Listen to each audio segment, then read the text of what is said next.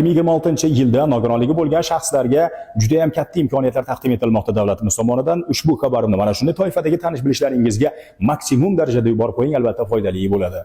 Respublikamiz bo'ylab 2026-yilda jami 40 ming nafar nogironligi bo'lgan shaxslarni bandligini ta'minlashga xizmat qiladigan teng imkon inklyuziv bandlik maxsus dasturi ishga tushiriladi.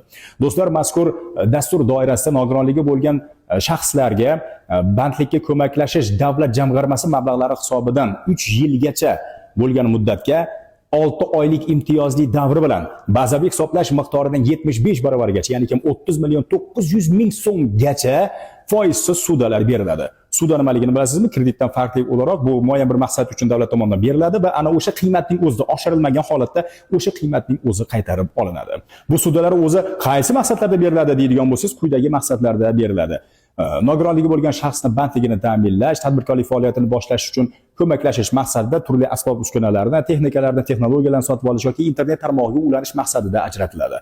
Va do'stlar, bu alohida aytib o'tishimiz kerakki, prezident tomonidan berilayotgan imkoniyat hisoblanadi, chunki buning huquqiy asosi 2025-yil 26-dekabrdagi prezidentimizning 258-sonli mana bu farmoni hisoblanadi. Farmon mana bu yerda yana chiqda ko'rgan bo'lsangiz, Telegram kanalimga uning to'liq matni joylangan, o'tib bemalol tanishib olsangiz bo'ladi. Do'stlar, O'zbekiston ijtimoiy davlat va bu davlatda har qanday ijtimoiy qatlamning manfaatiga xizmat qiladigan zarur, kerakli bo'lgan normativ-huquqiy hujjatlar albatta qabul qilinadi hamda siz u bizning e'tiborimizga havola etiladi. Do'stlar, qonunchilikdagi mana shunday yangiliklardan o'z vaqtida, do'stlar, ishonchli ma'lumotlardan o'z vaqtida xabardor bo'lish uchun Kaminaning ijtimoiy tarmoqdagi sahifalariga albatta obuna bo'ling. Bu xabarni barcha nogironligi bo'lgan tanishlaringizga maksimum yuborib qo'ying.